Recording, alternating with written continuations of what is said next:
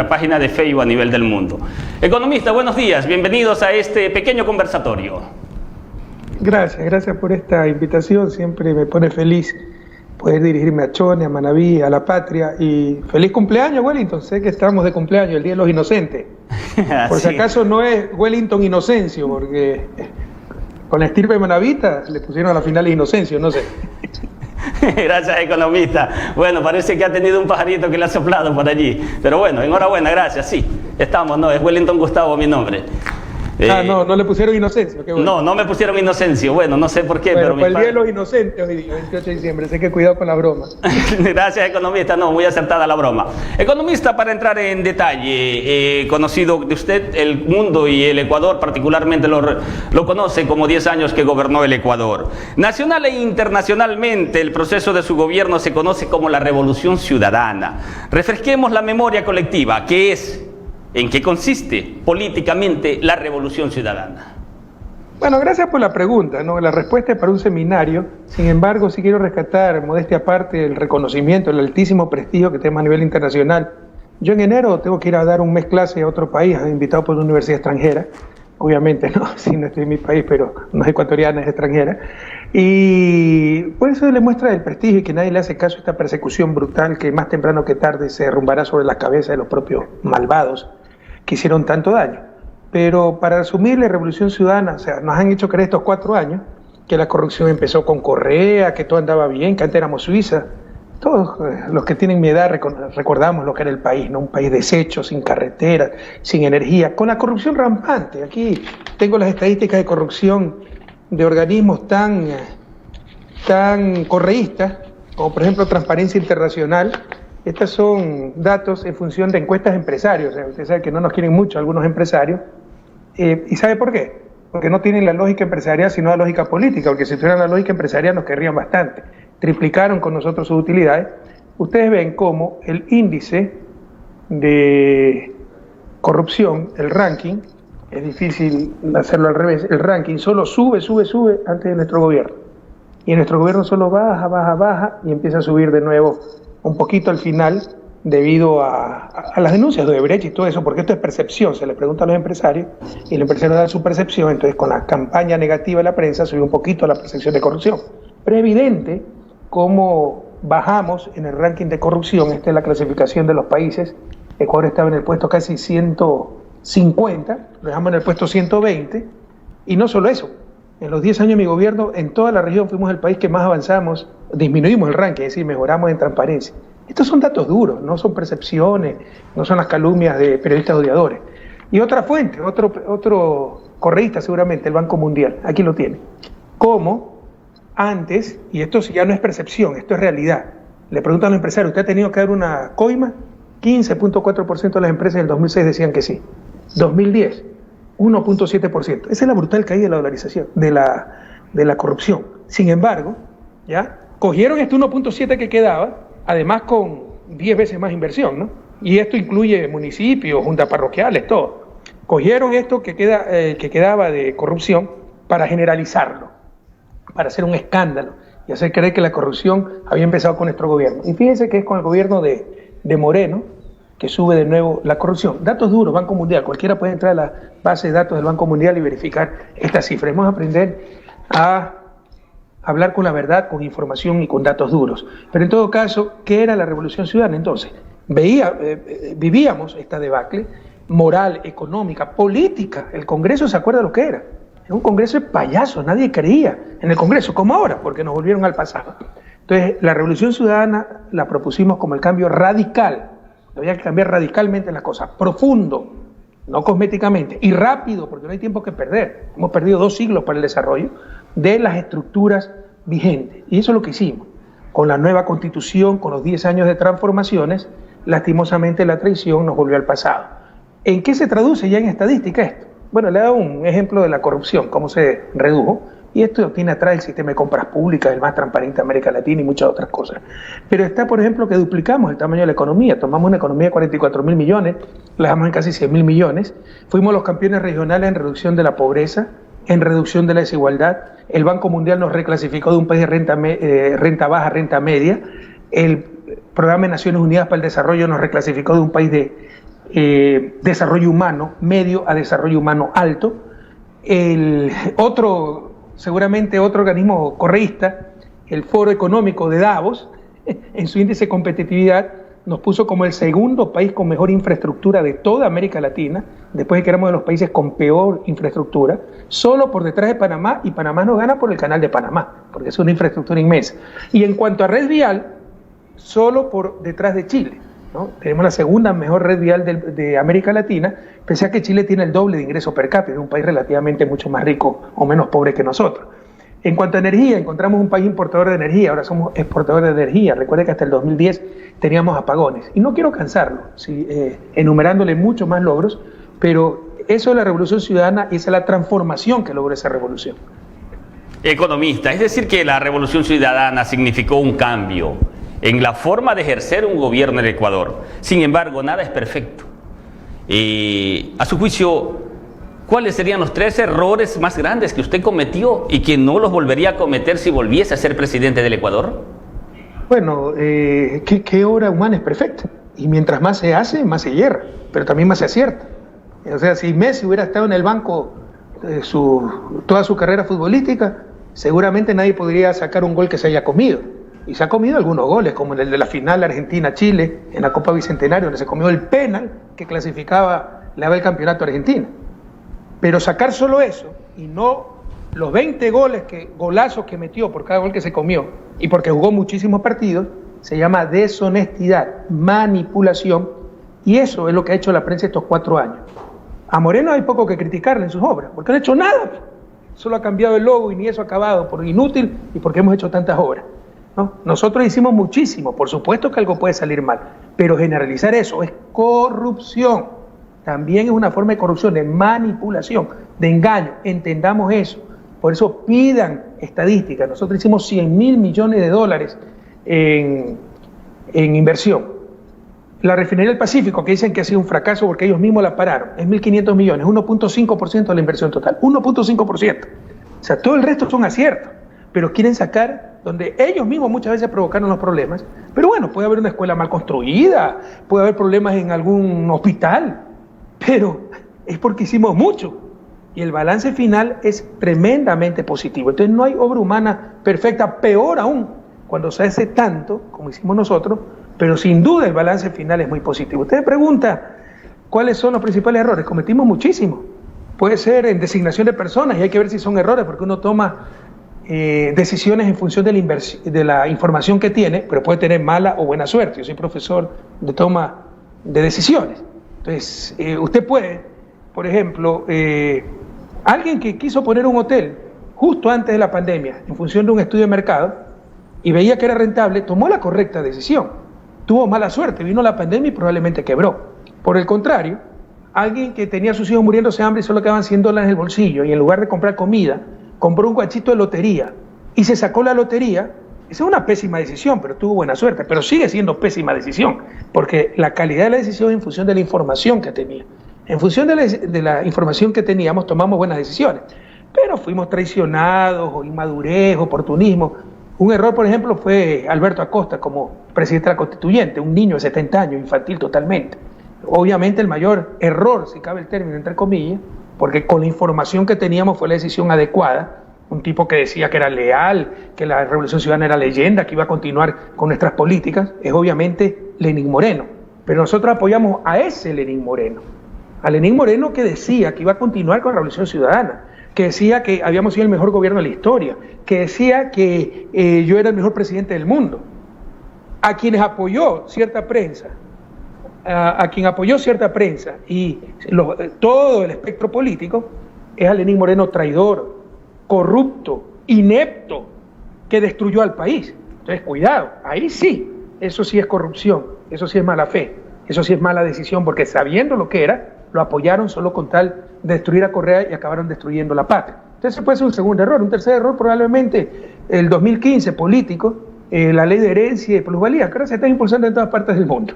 Pero en un momento donde ya había recesión económica por el desplome de los precios del petróleo, el dólar apreciado, entonces aprovechó la prensa para decir que todo era impuesto y los pobres que nunca van a recibir una herencia salieron a defender las herencias de los ricos, ¿no? Pero así es nuestro país.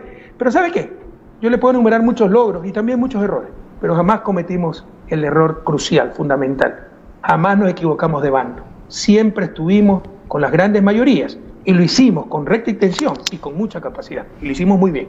Economista, ya vamos a hablar del tema de la designación de Lenín Moreno, pero retomando sus palabras y usted adentrándose en el tema social, vivimos una época difícil e histórica, la que atraviesa el Ecuador y el mundo. Se habla de que alrededor de 1 millón de compatriotas han perdido sus empleos producto de la pandemia del coronavirus y de un posible mal manejo de esta pandemia. Incluso se habla de un mal manejo de la pandemia por parte del régimen.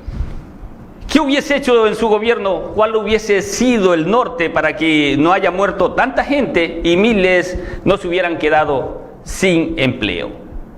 Nuevamente una pregunta para un seminario que trataré de contestarla en 2 minutos, pero primero una reflexión. Se han perdido solo este año en el IES. Recuerde que la mayoría de la población económicamente activa no está afiliada al IES, la mayoría de los ocupados. Solo en el IES 280.000 puestos de trabajo. Eso multiplique por lo menos por 2 solo este año. Sin embargo, el sinvergüenza Moreno, y ningún periodista lo corrigió, dijo que en los 3 últimos meses se habían recuperado 200.000 puestos de trabajo. Ni en condiciones normales de crecimiento económico, bueno, en condiciones normales con crecimiento económico se generan 200.000 puestos de trabajo por año, pero jamás en una crisis así, peor en 3 meses. Pero le permiten cualquier mentira, porque es el títere de cierta prensa. Dicho esto, ¿qué hubiera hecho? Todo totalmente diferente. Separemos en 2 cosas, la pandemia y la crisis económica. Ecuador en el mundo ha sido uno de los países o el país que peor ha manejado la pandemia y uno de los países o el país que peor ha manejado la crisis económica. En cuanto a pandemia, desde diciembre del 2019 se sabía que había en Wuhan un nuevo virus llamado coronavirus. Es que se abastecieron de pruebas, es que aumentaron una cama de cuidados intensivos. Imagínense si no hubiera habido los hospitales que nosotros hicimos. Y ni siquiera han acabado de equipar el hospital de Puerto Viejo, dicho sea de paso. Es que compraron un respirador. Es que se prepararon para la cuarentena. La cuarentena no es solo obligar a la gente a quedarse en su casa y decir, por ejemplo, al trabajador autónomo, bueno, no se muere de coronavirus, pero muérase de hambre junto a sus hijos, porque tienen que ganarse el pan cada día. Era de apoyar con logística, que a la vez sirve, y le estoy respondiendo a la segunda parte, para reactivar la economía. Si el Estado compra cajas de comida, la lleva a la casa para que la gente pueda permanecer en sus casas. No hicieron absolutamente nada. Y tenemos cómo comparar. Compare con el 2009, cuando vino la gripe porcina o N1H1, Ecuador fue el primer país de América Latina en reaccionar, el que mejor lo hizo. Reaccionamos en conjunto con UNASUR, se reunieron los ministros de salud en el Instituto de Salud de UNASUR en Río de Janeiro, tuvimos estrategias regionales. Ahora, como destruyeron hasta UNASUR, ¿cuál fue la estrategia regional? Que Perú nos mueva tanques a la frontera para evitar que pasen los ecuatorianos infectados, o ya se olvidaron. Eso es producto del odio de esta gente, esa derecha tonta, torpe, sin visión, porque la integración va mucho más allá de ideología, es nuestro destino histórico, nuestro futuro, por haber destruido UNASUR. Pero entonces, además de no hacer eso, de no hacer abastecerse de pruebas, poner más camas de cuidados intensivos, más respiradores, preparar la cuarentena, con apoyo, con comida a la familia, lo cual reactiva también la economía, por el contrario, redujeron el presupuesto en salud. Acabaron el convenio con Cuba por puro fanatismo ideológico. 400 médicos cubanos regresaron en diciembre de 2019 a Cuba. 74 de ellos especialistas en epidemia, que hubieran salvado miles de vidas en el país. Y por último, se descubre que han repartido los hospitales. Es un caso de corrupción sin precedentes, una responsabilidad ya criminal, pero criminal realmente llena de maldad, para comprar votos de asambleístas. Y cuando un asambleísta le pide, y muchos son de Manaví, les pide un hospital, no solo han repartido hospitales, la Agencia Nacional de Tránsito, Direcciones de Deportes, a todos esos que nos traicionaron por si acaso, se vendieron al primer postor y en buena hora que se hayan ido, que no regresen, pero tendrán que enfrentar a la justicia. Esa gente tiene enriquecimiento ilícito, pero en todo caso, cuando un asambleísta le pide un hospital, no es para servir mejor, es para robar. Y ahí se ven, ahí saltaron los sobreprecios hasta en fundas de cadáveres. Con respecto al plano económico, no hicieron nada, pero nada. Por si acaso, a nivel de pandemia, Ecuador es de los países que más muertos por habitante tiene en el mundo. No solo son 14.000, que ya es bastante, no, son más de 37.000. Es la diferencia, nos están ocultando cifras, saque la diferencia de la cantidad de muertes, 2017, 2018, 2019, de marzo a diciembre y verán que este año son más de 37.000, que eso es fruto del coronavirus, nos están engañando. En todo caso, también fue de los países que menos hizo para reactivar la economía. No se ayudó a los más pobres, no se cobró a gente que está generando utilidad como el sector bancario en tremenda crisis, para ayudar a aquellos que están cerrando y despidiendo trabajadores para pagar la nómina. No se controló que no salgan dólares, y había una fuga brutal de dólares, mientras por otro lado nos estamos endeudando. Entonces el manejo económico también ha sido extremadamente malo. Economista Rafael Correa, cuando usted habla de la situación del actual gobierno, pero la designación de Lenín Moreno y los asambleístas que luego de terminar su periodo se hicieron gobiernistas con él, ¿fueron escogidos y aprobados por usted? Varios de ellos no tenían antecedentes que garantizaran una correcta y debida representación en sus funciones, árbitros, reinas de bellezas e incluso casos de cuestionamiento ciudadano. ¿Se corrigieron esos errores esta vez? Economista, cuando estamos ¿Qué reina de belleza, por favor? Bueno, recordar. Recordarle reina de belleza, pero hemos... Supongo que Carlos Vera es el árbitro, no la reina de belleza. Bueno. ¿Perdón? Supongo que Carlos Vera es el árbitro, no la reina de belleza. Sí, bueno, ¿Quién sí, se refiere a reina de belleza? Porque Carlos Vera, árbitro retirado, uno de los más grandes traidores, pero era profesional, decía que nos apoyaba, se vendió por el primer plato de lentejas, tendrá que responder tarde o temprano a la justicia, ¿no? Pero en todo caso, ¿quién nos garantiza eso? Hay mucha gente, sí, que fue oportunista, estuvo con nosotros por el poder, pero cuando había liderazgo, cuando había una cultura organizacional de excelencia, cuando había principios, valores, no se atrevían a mostrar su lado corrupto. Vino este sinvergüenza y ahí sí, pues todo se volvió anarquía, anomia, y ahí se evidencia quién es quién. Las personas somos lo que en la crisis demostramos ser. Cuando este nos traiciona, nos empieza a perseguir, hubo gente que por corruptos, por oportunistas o por cobardes se vendieron con el primer plato de lenteja, como todos los asambleístas de Manabí, excepto Lexi Lora, a quien le agradezco profundamente, y es precisamente de Chone, una mujer muy valiente, muy leal, ¿ya? Y aquellos que continuaron con la Revolución Ciudadana, firmes sus convicciones, pese a toda la persecución. Entonces, si algo bueno tenemos de esta traición, es que se demostró quién es quién, pero entendamos, uno no es adivino, y las personas somos lo que en la crisis demostramos ser, y esas crisis demuestran los valores de cada uno. Pero en todo caso, nuevamente, como le hice la reflexión al inicio, la decisión fue la correcta, por supuesto, entre centenas de asambleístas, alguien se nos puede pasar que no era idóneo. Pero en general, pues, es un proceso de selección, se revisan antecedentes. O Lenín Moreno no era candidato a premio Nobel, no fue el delegado de Ban Ki-moon de la ONU frente a los discapacitados del mundo, o es que no tenía 90% de aprobación y todo el mundo lo quería, y por su temperamento afable. ¿Quién se imaginaba que era un traidor, un cínico, un infiltrado? Entonces, no es que tomamos malas decisiones, hemos sido engañados, y frente a la destrucción, a la desconstitución, a la desintegración de lo creado que generó este traidor con sus cómplices, prensa hegemónica, politiqueros, los oportunistas, los corruptos, los cobardes, salieron a flote, pero como le digo, de toda crisis se saca algo positivo y ahora sabemos quién es quién. Economista, para adentrarnos más en el tema político, porque usted es un político 25 horas al día y 8 días a la semana, tenemos entendido. Díganos. Si me permite una reflexión, Wellington, Gustavo. Sí. Todos debemos ser políticos, en el sentido etimológico de la palabra, que viene de polis, ¿no? Ciudad, las reglas que rigen la ciudad, preocuparnos por el bien común. Político, como esto, nunca he sido político, esto de ceder ante el poder, ante la sinrazón, pero amarrar, contemporizar. Por eso muchos me odian, me dicen autoritario, porque nunca me sometí a eso. Pero ni tampoco soy actualmente el político que buscaba una carrera política, una elección. Tampoco nunca lo busqué, para mí. Pero digamos, no estoy como candidato, nada. Yo quería retirarme de esa política, en la que estuve 10 años, y volver a la academia, a la cual creía que podía contribuir algo, con mi experiencia como presidente, con mi formación como PhD en Economía, devolverle el tiempo que le quité a mi familia durante 10 años. No me lo permitieron. Estos tontos, en lugar de superarnos, querían enterrarnos políticamente. Hubieran hecho un gobierno mejor que el que hicimos. Pero por destruirnos no les importó destruirse ellos y destruir la patria. Ese es el fanatismo, ese es el odio. No buscan el buen vivir de los demás, ni siquiera ellos mismos. Buscan el mal vivir de aquellos que odian. Y han tratado de destruirnos. No han podido, pero sí han destruido la patria. Entonces, nunca pensé, no era mi plan regresar a la política. Era retirarme en forma indefinida. Eso lo dije al país. Si no me hubiera lanzado de candidato. Estos me han obligado a regresar por la destrucción del país y la persecución a mí, a mis compañeros, lo cual no lo podemos permitir tampoco. Economista, ahora, ¿qué le diría usted a la comunidad de Manabí, de la zona norte de Manabí, para que voten por los candidatos de la lista 1. La candidatura de doña Luisa González, que encabeza la lista en el norte, y es cuestionada porque se dice que no ha vivido en Manabí, que no conoce la realidad territorial de la circunscripción que aspira a representar, por supuesto, la zona norte de Manabí. Pero usted la conoce. ¿Cuáles son las razones para pedirnos o pedirle a la comunidad del norte de Manabí y a sus votantes que confíen en ella? Bueno, lo de Luisa siempre te podrán criticar algo, ¿no?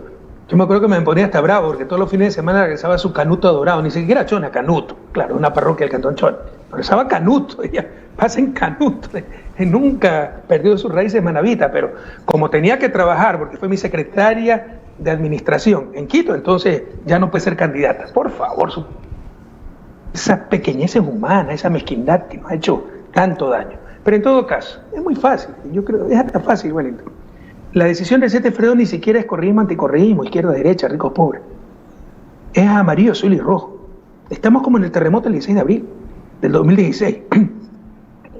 Sea usted de izquierda, derecha, rico, pobre, lo que sea, lo que tenía era que salvar vidas, refugiar a esa gente lo más pronto posible, recuperar, albergar a esa gente, recuperar los servicios básicos, evitar las epidemias. Es algo muy evidente lo que hay que hacer. El próximo país no va a recibir un país, el próximo gobierno, perdón, no va a recibir un país, va a recibir ruinas. Entonces hay que reconstruir lo más rápidamente el país, volver a dar empleo, ingresos, seguridad. Sabemos cómo hacerlo, porque tenemos la experiencia, porque el binomio nuestro es experto en economía. Entonces la elección es muy fácil, muy fácil. ¿Cuándo estaban mejor? ¿Ahora en esta tragedia o durante los 10 años del gobierno de Correa? Si fue durante los 10 años del gobierno de Correa, todito, el próximo 7 de febrero. A riesgo de que no tengamos una segunda oportunidad porque la situación del país es extremadamente grave. Es hora, no del correísmo o anticorreísmo, a los anticorreístas, cuánto daño le ha hecho el odio, o bien mejor ahora que antes. No es cuestión de izquierda-derecha, es cuestión del amarillo, azul y rojo, es cuestión de patria. Han destrozado a la patria y tenemos que recuperar todos juntos la patria. Lo hicimos en el 2007, ahora las circunstancias son más difíciles, pero también tenemos más experiencia, mejor equipo, política aprobada. Volveremos a recuperar la patria juntos, volveremos a recuperar el futuro. Y una vez que tengamos una patria rescatada de las cenizas en que la han dejado estos irresponsables, bueno, el 2025 si votan por el primo, por el ñaño, por el vecino, por el que tal vez les caiga simpático, pero ahora no podemos arriesgar, hay que recuperar el futuro, hay que votar todito uno. Economista, en función de antecedentes, y que usted ya los ha vivido, las de lealtad como usted ha hablado, ¿cuáles son las garantías que usted encuentra en Andrés Arauz con las que responderá a los postulantes de la Revolución Ciudadana desde la presidencia, ya que algunas encuestas de credibilidad total dan un amplio porcentaje de ganancia a favor del binomio Arauz-Rabascal? Nuevamente, no quiero pasar como sobrado, ¿no? Pero es muy fácil la respuesta. Si Andrés Arauz fuera un traidor como Moreno, ya no hubiera traicionado, pues ha sido perseguido también 4 años. Como le decía, algo bueno de esta crisis es que se mostró quién es quién, ¿ya? Los oportunistas, los corruptos, los cobardes, los que pese a cualquier costo siguieron firmes con sus convicciones, y Andrés Arauz está en ese segundo grupo. Economista, pero ¿cómo explica usted esta situación? Si se ha acusado a su administración de corrupta, que para usted ya es conocido y es conocido para el mundo, si ni siquiera tiene... No, corruptos son ellos, yo no les permito eso, Wellington, y verá que más temprano que tarde se les derrumbarán todas sus mentiras, porque hablemos con estadística. ¿Dónde está la plata? Cada vez que me han inventado una cuenta a mí, le he dicho, ábranla, porque sé que es mentira, que en el Vaticano, que donde dijeron, en Aruba, que en Suiza, ábranla, porque es mentira. Este señor hace 2 años se conoce su cuenta secreta, 100 raya 4 10 71 378 Balboa Ban Panamá, in investment, por sus hijas, Cristina, Karina y Irina, lo reconoció y dijo que era de su hermano. Y si es de su hermano, ¿por qué no le pide que la abra? Porque ahí está la plata sucia de Moreno. Lo sabe la corrupta de la fiscal, puesta ahí para defender a Moreno y perseguirlo. ¿Por qué no se abre esa cuenta? Entonces, yo no le permito que diga que mi gobierno es corrupto. Muéstrame estadística, yo le estoy mostrando estadística. Los corruptos siempre fueron ellos, junto a la prensa, que los ocupó y los utilizó como títeres para tratar de destruir. Economista, el tema de la libertad de expresión ha sido cuestionado, que fue uno de los temas en que más se hizo eco la oposición. ¿Cómo lo considera usted? ¿Qué responde ante este tema? ¿Por qué? Porque no le regalé las frecuencias de por vida. Pero es el vergonzoso espectáculo que estamos viviendo. Más evidente no puede ser, más descarado el asunto. Después de que este señor acababan de votar a William Ludeña de Radio América, cuyo dueño es el embajador de Moreno en Panamá, un tipo totalmente dañado, que es el que le está encubriendo la cuenta, dicho sea de paso en Panamá, Galo Enrique, me entrevista y lo votan al día siguiente. Quisieron cerrar Pichincha Universal, cerraron Ecuador Inmediato, permitieron que 3 periodistas del comercio fueran asesinados por falta de garantía, nunca se investigó adecuadamente el caso, pregúntale a las propias familias de las víctimas. Cada vez que me viene a entrevistar una radio hay que estar pendiente para que no le quiten en internet la electricidad. ¿Y qué hace AERE, Asociación Ecuatoriana de Radiodifusión? Porque le regalan las frecuencias de por vida, a los Oquendo, a todos esos sinvergüenzas, ¿no? Le da una placa de reconocimiento a Moreno. Entonces, más evidente no puede ser. No es que esos radiodifusores, esos canales de televisión, esos medios impresos, el Universo, el Comercio, en el caso de canales Ecuavisa, Teleamazona, apoyan al gobierno que en verdad respeta la libertad de prensa, que es respetar la verdad ante todo. No, apoyan al gobierno que se somete a sus intereses y que le da todo, y que gobierna en función de esos negocios. Como nosotros nunca nos sometimos, éramos enemigos de la libertad de prensa. Yo le pregunto a la gente, ¿cuándo estaban mejor, ahora o antes? ¿Están contentos? Lo que ha hecho Moreno no hubiera podido hacer ni la 100ª parte sin la complicidad abierta de los medios de comunicación. Eso es algo que tenemos que recuperar, la verdad. Nos han robado la verdad. Antes mentían, pero yo cada sábado les rumbaba sus mentiras. No, hemos tenido 4 años de un discurso único que confundió a la gente, como la consulta mañosa, como cuando se declaró emperador Trujillo y dijo que sus decisiones estaban por encima de la Constitución, y en lugar de mandarle un manicomio al pobre hombre, lo apoyaron en todo para que declare vacancia constitucional, destituya la Corte Constitucional, ponga a los nuevos jueces a dedo, horrores tras horrores. Esto no hubiera podido suceder, esta tragedia, sin la complicidad de la prensa. Entonces, todos a respetar la libertad de prensa y de expresión, pero todos a rechazar la mala prensa y la prensa corrupta. Y para finalizar, Wellington, usted sí sabe cuál es la profesión de mi segunda hija, periodista. Pero si yo no tengo nada contra los periodistas, todos debemos tener algo contra los malos periodistas, porque nos están robando uno de los bienes más preciados de la sociedad, clave para la democracia y el desarrollo, que se llama la verdad. Economista, 7 en la mañana con 57 minutos. Tenemos oportunidad hasta las 8 de la mañana. 30 minutos habíamos designado para que usted participe, pero vamos a continuar y vamos a hablar concretamente. Se habló de que se impuso... Perdón. Sí, yo me puedo quedar un poquito más. No tengo enseguida entrevista y tengo después una entrevista grabada que la puedo demorar un poquito. Entonces, si usted quiere quedarse un tiempo más, no tengo problema. Contamos con la apertura del propietario del canal, nos ha facultado toda la apertura, Roberto Cufó, nos ha dado toda la facultad, y eso es una de las cosas. Aquí todos los candidatos o los actores políticos participan, eso sí, con respeto, porque nosotros somos un medio de comunicación pluralista en la cual han participado de otras tiendas políticas y hoy tocó la oportunidad de participar con usted. Entonces, si tenemos la apertura del dueño del canal, nos quedamos hasta mañana para explicarles bien lo de la recuperación económica, ¿ya? Muchas gracias, economista, sería un honor. Bueno, pero se habla de que se impuso la candidatura de Andrés Arauz por ser un joven y por ende habría identidad con un sector mayoritario de electores para inclinar la votación, guardando niveles de identificación con este grupo. ¿Hasta qué punto es real esta información, economista, afirmación? Qué bueno, pues si fuera real, que se impuso por su juventud. Ahora, si lo que pretende es hacer creer que se impuso, como nos ponían a nosotros, que el dictador Correa, eso no es verdad, eso es un proceso de selección, se trata de lograr consenso, claro, con la pandemia, con toda la dirigencia afuera, encarcelada, perseguida, es más complejo, pero se lo hizo. Además se olvidan de otra cosa, nos quitaron Alianza País, 3 veces nos impidieron que nos inscribamos, pese a ser la principal fuerza política como movimiento independiente. Revolución Ciudadana, Revolución Alfarista, Maná. Finalmente pudimos participar en el 2019 con lista 5, Compromiso Social. Lo eliminaron también. En extremis, nos abrió las puertas Centro Democrático Listas 1 y tuvimos que seguir los estatutos pues, de Centro Democrático Listas 1 en cuanto a selección de candidatos, realización de primaria. Entonces la gente, ver los toros de lejos es facilito, ¿no? Pero otra cosa es estar donde las papas queman. Pero en todo caso, la candidatura de Andrés nace de un proceso de consenso y evaluar pues diferentes candidatos hasta que él quedó como el candidato designado y por supuesto unas características fundamentales para elegirlo es su juventud, porque creemos realmente en la juventud.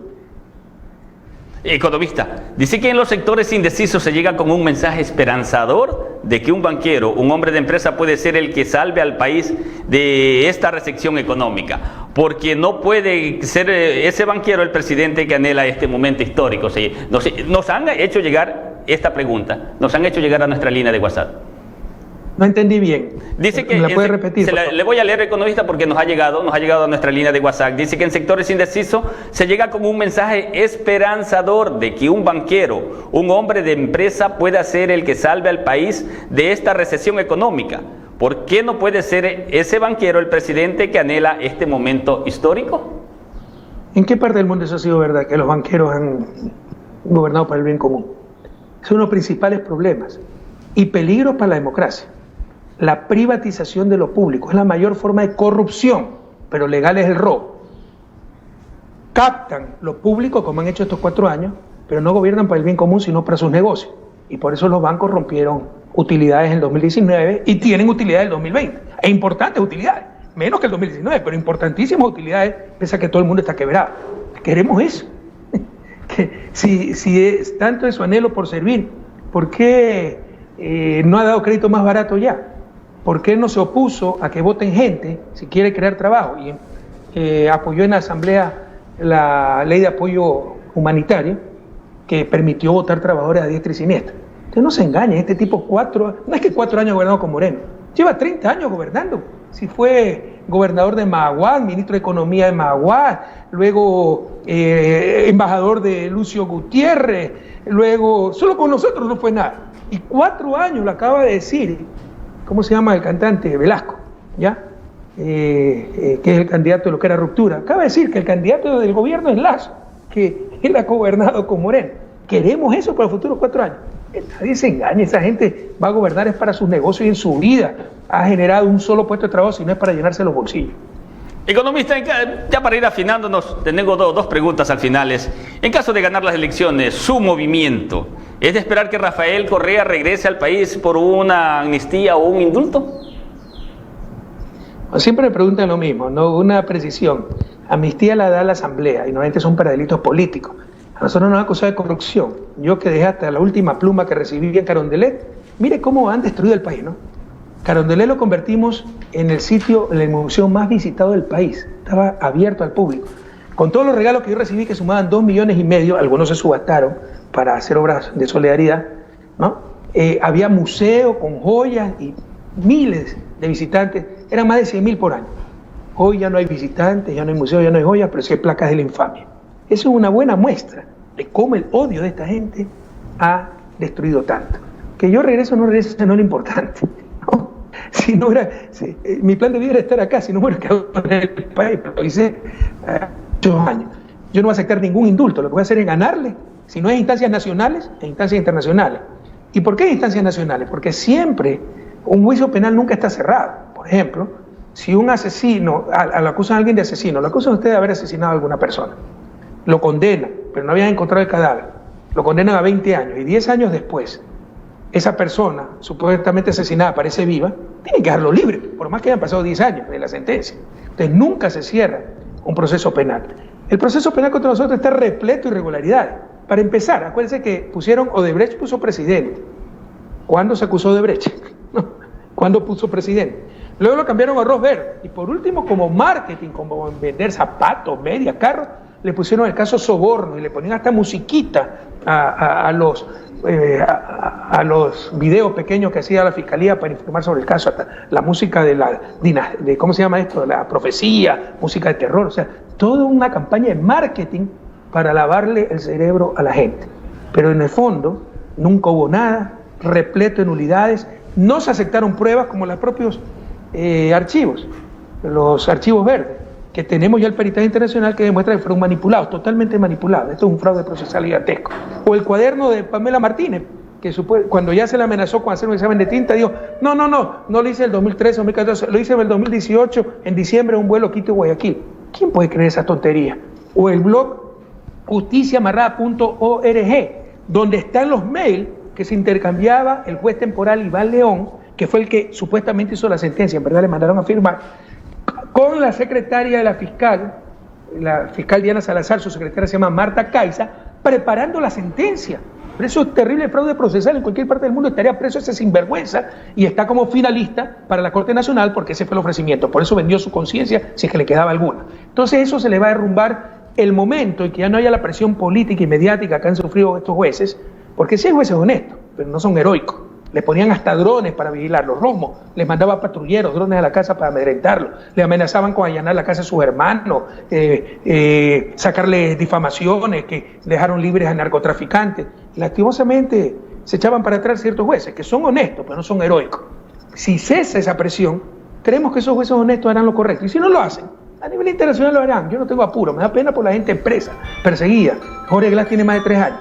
A mí no me han logrado hacer daño acá, mayor daño. Yo seguiré siendo feliz junto a mi familia y siempre por la conciencia tranquila, la paz interior. Eso es el bien más preciado que uno tiene. Pero verá que más temprano que tarde mostraremos que los corruptos siempre fueron ellos y yo no voy a aceptar ningún indulto, ni amnistía, ni nada por el estilo. Economista Rafael Correa, antes de despedirnos, ¿cómo hacer? Los afines están seguros. ¿Por qué votar por el correísmo sin ser correísta?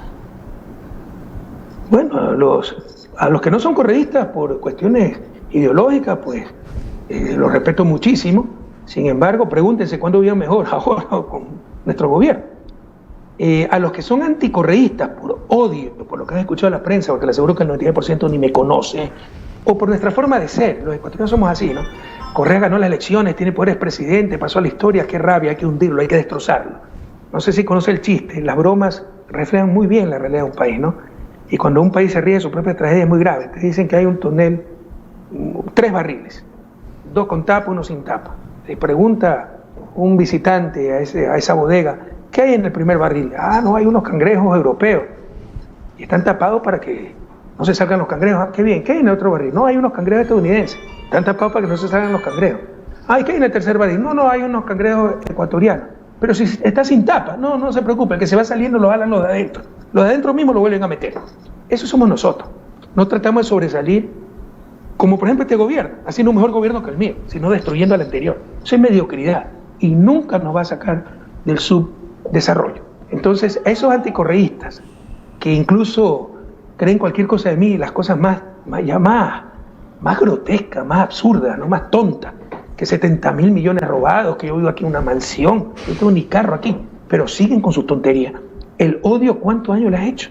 O sus familias viven mejor ahora, o sus hijos están más seguros ahora, o ustedes tienen más trabajo ahora, o hay más oportunidades para los jóvenes en universidades con becas ahora. El país está destrozado, el odio le ha hecho mucho daño.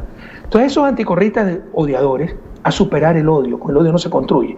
Aquellos que no son correístas por diferencia ideológica, no es momento de izquierda-derecha, es de ir a lo seguro, las políticas que funcionaron, y también les pregunto, ¿viven mejor ahora o antes? Entonces a recuperar esa senda hacia la prosperidad, como tuvimos de 2007 a 2017, donde no habíamos solucionado todos los problemas, ni de lejos, pero cada día se mejoraba, y era evidente, obras por doquier, políticas dignas, seguridad, ingresos, ejemplos para el mundo en muchísimas cosas. Es momento del amarillo, azul y rojo.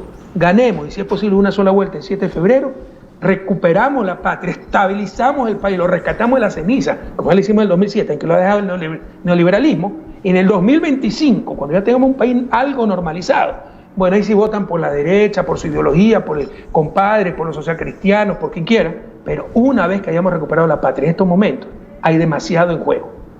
Economista, estamos llegando a la parte final, nos hemos llevado 9 minutos más, pero no sin antes, y aquí permítame una particularidad de economista, y es que tengo que hacerlo. Quizás Wellington Zambrano políticamente no tiene ninguna identificación, somos un medio de comunicación, asistiremos como ciudadano común y corriente a dar nuestro voto, pero tiene 2 hinchas que yo en este momento y con el respeto del público y ante su respeto economista no puedo dejar de nombrarlos. Mis hijos, Gustavo y Pierre, de 10 y 7 años, que nacieron en la década de su gobierno, pues le envían un saludo a usted y tengo que cumplirlo porque primero también usted lo dijo y rescato sus palabras, está la familia. Son mis hijos, mis 2 únicos hijos, y le mandan a saludar y lo hago públicamente porque están en este momento en la sintonía, economista. Gustavo y Pierre, ustedes son el presente y futuro de la patria. Por ustedes tenemos y vamos a vencer. Un inmenso abrazo. Y una reflexión, Wellington. Nadie es independiente. Todo el mundo tiene ideología. Nadie es neutral. Pero la verdadera honestidad intelectual, hay corrupción de varias formas, Un periodista tiene influencia sobre los demás. Utilizar ese poder en función de su beneficio, eso es ser corrupto. Eso ni lo entiende cierto periodista. La verdadera honestidad, ¿no?, es, pese a que yo tengo inclinación por tal o tal sector, soy de izquierda, derecha, guardar la máxima objetividad, como usted la ha guardado en esta entrevista. Me ha hecho preguntas muy difíciles. No sé si simpatiza conmigo o no simpatiza.